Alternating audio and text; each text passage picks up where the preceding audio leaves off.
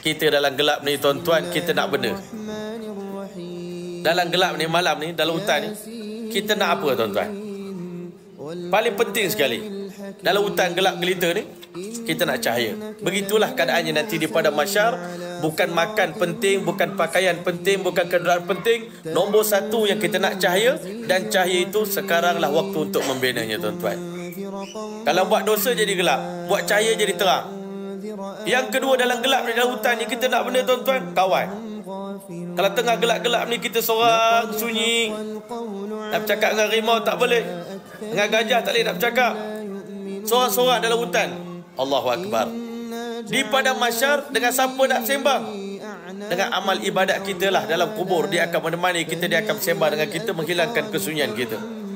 Di padang mahsyar nanti esok, Masya Allah, Allah Ta'ala beritahu, la yas'alu hamimun hamima. Kawan yang paling rapat di dunia ni pun tak akan tanya tentang perihal kawan rapat dia.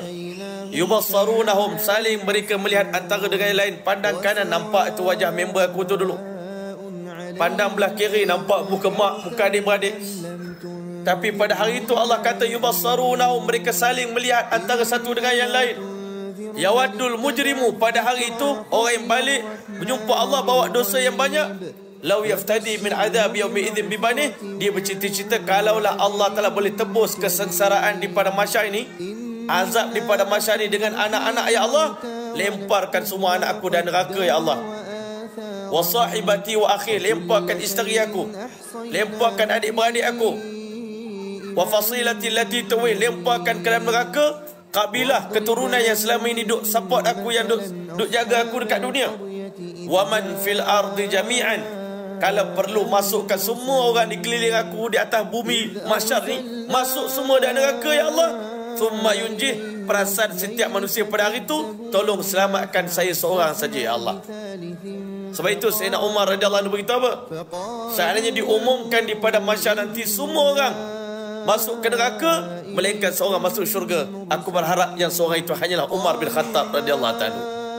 Tapi seandainya diisytiharkan di padang mahsyar semua manusia masuk syurga kecuali satu orang, Umar masih bimbang, jangan-jangan yang satu itu adalah Umar bin Khattab radhiyallahu anhu. Sedangkan Nabi dah beritahu, kalau tuan-tuan pergi Masjid Quba, depan dia itu ada satu bi'r, satu telaga yang dipanggil Bi'rul Jannah atau Bi'rul Aris. Itulah tempat di mana Nabi SAW beritahu pada Sayyidina Abu Bakar fil Jannah. Abu Bakar akan duduk dalam syurga nanti, Umar fil Jannah, Osman fil Jannah. Tapi Sayyidina Umar masih takut, jangan-jangan Umar dimasuk dalam neraka. Kita hari